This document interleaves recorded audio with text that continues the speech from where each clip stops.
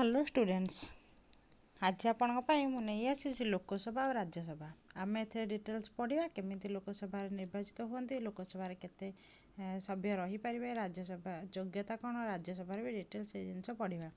लोकसभा प्रथम लोकसभार गठन विषय पढ़ा।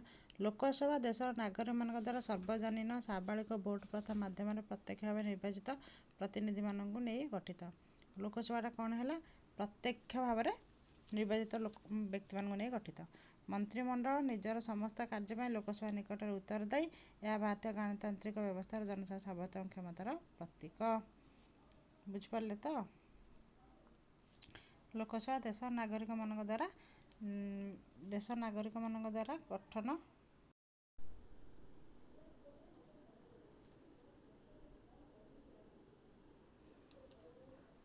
कौन है ना, लोकसभा प्रत्येक लोक मान नहीं गठित है। सेमिति मंत्रिमंडल निजर समस्त कार्य सब लोकसभा निकट में उत्तरदायी।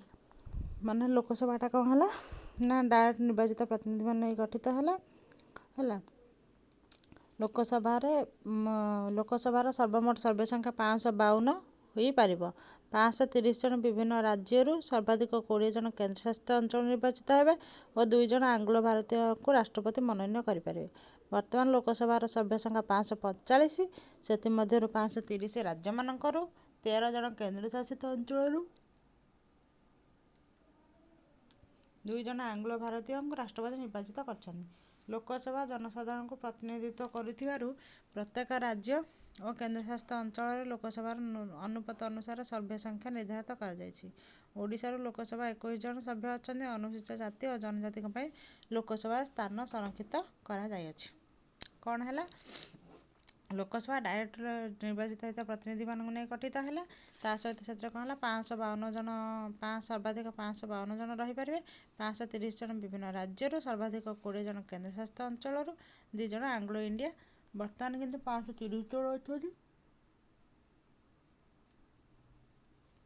से 13 जन को कौन होता ना, 13 जन को कौन है 13 जन को 530 जन राज्यों 13 जन केन्द्रशासित अंचल 2 जन आंग्लो इंडिया को राष्ट्रपति निर्वाचित कर। लोकसभा जनसाधारण को प्रतिनिधित्व कर प्रत्येक राज्य केन्द्रशासित अंचल लोकसंख्यार अनुपात अनुसार सर्वे संख्या निर्धारित होती। ओडिशार 21 जन सभ्य अच्छा है। केते जन ना, ओडिशार 21 जन सभ्य अच्छा। तापर है कौन ना, आपण मानकर योग्यता। लोकसभा जन प्रार्थी योग्यता कौन रहा दरकार। लोकसभा जन सभ्य पद पाइबापी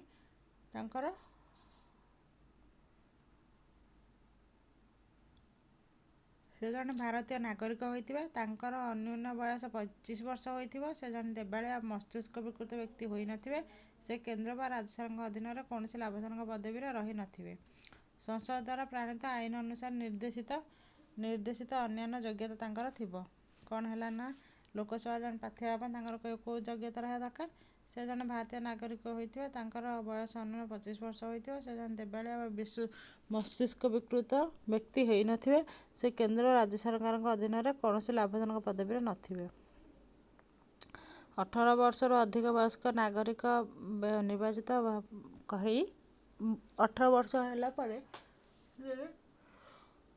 भोट देवा निर्वाचित होता है। कार्यकाल लोकसभार कार्यकाल है 5 वर्ष। 5 वर्ष कार्यकाल शेष हेले लोकसभा को आनुष्ठानिक भाव भंग कराए। मात्र प्रधानमंत्री परामर्श क्रमे लोकसभा 5 वर्षर बयसीमा शेष होगा पूर्व भंग कर पारती। जातीय जरूरी परिस्थिति आईन पालन कर लोकसभा निजर कार्यकाल थरक सर्वाधिक 1 वर्ष पर्यंत वृद्धि करें। मात्र जरूरीकालीन परिस्थिति प्रत्याहृत हेले प्रत्याहृत दिन गृहर वर्धित समय 6 मासरू अधिक हेब नहीं। 5 वर्ष ताने आम ए कौन जाने, लोकसभाटा गोटे 5 वर्षिया 5 वर्ष पर ऑटोमेटिक भाव प्रधानमंत्री परामर्श क्रम 5 वर्ष जदि न होइथिबो भी किछि माने जरूरीकालीन परिस्थिति बुझिला ताहले आमे ताको 6 मास पर्यंत ये करि परिबा। लोकसभार अधिवेशन राष्ट्रपति लोकसभार अधिवेशन आह्वान करथांती। एहाको अनिर्दिष्ट पर्यंत पोराग रखिपारती और भंग करिपारती। राष्ट्रपति संवैधानिक कर्तव्य होउचे से एपरि भावे लोकसभार आह्वान करिवे, जहाँफल गोटे अधिवेशन शेष दिन परवर्ती अधिवेशन प्रथम दिन मध्य 6 मासरू अधिक व्यवधान रहिब नाही। ଲୋକସଭାର ଅଧିବେଶନ ଅନ୍ୟୁନ ବର୍ଷକୁ 2 ଥର ବସେ। ସାଧାରଣତଃ ପ୍ରତିବର୍ଷ ଲୋକସଭାର 3ଗୋଟି ବଜେଟ୍ 3ଗୋଟି ଅଧିବେଶନ ହୋଇଥାଏ। ଗୋଟେ ବଜେଟ୍ ଅଧିବେଶନ, ଗୋଟେ ଶୀତକାଳୀନ ଆଉ ଗୋଟେ ବର୍ଷାକାଳୀନ। କ'ଣ ହେଲା ନା ଲୋକସଭା 6 ମାସରେ ବସିପାରିବ ଆଉ 3ଟା ଅଧିବେଶନ ହୋଇଥାଏ। ଗୋଟେ ଶୀତକାଳୀନ, ଗୋଟେ ବଜେଟ୍ ଆଉ ଗୋଟେ ଗ୍ରୀଷ୍ମକାଳୀନ। ମାସିକ ବେତନ ମଧ୍ୟ ସିଏ ପାଇଥାନ୍ତି। ଆଚ୍ଛା, କୋରମ୍ ଯେଉଁ ଅନୁତ୍ତମ ସଂଖ୍ୟକ ସଭ୍ୟଙ୍କର ଉପସ୍ଥିତିରେ ସଭା କାର୍ଯ୍ୟ ଆରମ୍ଭ କରିବା ପାଇଁ ନିହାତି ଜରୁରୀ, ତାକୁ କୋରମ୍ କୁହାଯାଏ। ଲୋକସଭାର କୋରମ୍ ସଂଖ୍ୟା ହେଉଛି ଗୃହର ସର୍ବମୋଟ ଲୋକସଭାର 1/10 ଅର୍ଥାତ୍ 55। କୋରମ୍ ଅଭାବରେ ସଭା କାର୍ଯ୍ୟ ବନ୍ଦ ରହେ। କୌଣସି ସଭାଗୃହର ବିନା ଅନୁମତିରେ ଗୃହର ଅଧିବେଶନ 60 ଦିନରୁ ଅଧିକ ପର୍ଯ୍ୟନ୍ତ ଲଗାତାର ଅନୁପସ୍ଥିତ ରହିଲେ ତାଙ୍କ ସଭାପଦ ହରାଇ ପାରନ୍ତି। ବାଚସ୍ପତି ହେଉଛନ୍ତି ଲୋକସଭାର ଅଧ୍ୟକ୍ଷ। ଲୋକସଭାର ପ୍ରଥମ ବୈଠକ ଲୋକସଭାର ସଭ୍ୟମାନଙ୍କ ବାଚସ୍ପତି ନିର୍ଦ୍ଧାରିତ କରିଥାନ୍ତି। ଶାସକ ଦଳର ହୋଇଥାନ୍ତି। ବାଚସ୍ପତି ଗୃହର ଅଧ୍ୟକ୍ଷ ଭାବେ ଲୋକସଭାର ଅଧିବେଶନ କାର୍ଯ୍ୟ ପରିଚାଳନା କରିଥାନ୍ତି। ସେ ଗୃହରେ ଶାନ୍ତିଶୃଙ୍ଖଳା ରକ୍ଷା କରନ୍ତି। ସେ ଗୃହର ନୀତି ନିୟମାବଳୀର ବ୍ୟାଖ୍ୟା କରନ୍ତି। ସଭ୍ୟମାନଙ୍କର ଅଧିକାର ଓ ସୁବିଧା ସୁଯୋଗ ଗୃହରେ ପରୀକ୍ଷା କରନ୍ତି। ବିଶୃଙ୍ଖଳିତ ଆଚରଣ ପାଇଁ ସେମାନେ ବହିଷ୍କାର କରନ୍ତି। ଅର୍ଥ ସମ୍ବନ୍ଧୀୟ ବିଲ୍ କି ନୁହେଁ ତା ବାଚସ୍ପତି ନିର୍ଦ୍ଧାରଣ କରନ୍ତି। ବାଚସ୍ପତି ସାଧାରଣତଃ କୌଣସି ଚିଠା ଆଇନ ସପକ୍ଷରେ ମତଦାନ କରିନଥାନ୍ତି। ମାତ୍ର ଯେତେବେଳେ ଚିଠା ଆଇନ ବିଲ୍ ସପକ୍ଷରେ ବା ବିପକ୍ଷରେ ସମାନ ସଂଖ୍ୟକ ଭୋଟ ମିଳେ ସେତେବେଳେ ବାଚସ୍ପତି ତାଙ୍କ ନିର୍ଣ୍ଣାୟକ ଭୋଟ ପ୍ରଦାନ କରନ୍ତି। ତା'ମାନେ ଆମେ ଏଥିରୁ ଡିଟେଲ୍ସ ଲୋକସଭା ବିଷୟରେ ପଢ଼ିଲେ। ଲୋକସଭାରେ କେତେଜଣ ସଭ୍ୟ ରହିପାରିବେ, ସେ କେମିତି ନିର୍ବାଚିତ ହୁଅନ୍ତି, ତାଙ୍କର ଯୋଗ୍ୟତା କ'ଣ ରହିଥାଏ, ତାପରେ ହେଉଛି ତାଙ୍କୁ କେମିତି କାର୍ଯ୍ୟ ହୋଇଥାଏ, କେତେଟା ଅଧିବେଶନ ବସେ, ଆମେ ଡିଟେଲ୍ସ ତା ବିଷୟରେ ପଢ଼ିଲେ। ବାଚସ୍ପତିଙ୍କ ବିଷୟରେ ବି ପଢ଼ିଲେ। ନେକ୍ସଟ କ୍ଲାସ୍ରେ ଆମେ ରାଜ୍ୟସଭା ବିଷୟରେ ପଢ଼ିବା। ଯଦି ଭଲ ଲାଗୁଛି ତାହେଲେ ଲାଇକ୍ ସବସ୍କ୍ରାଇବ୍ କରନ୍ତୁ। Thank you.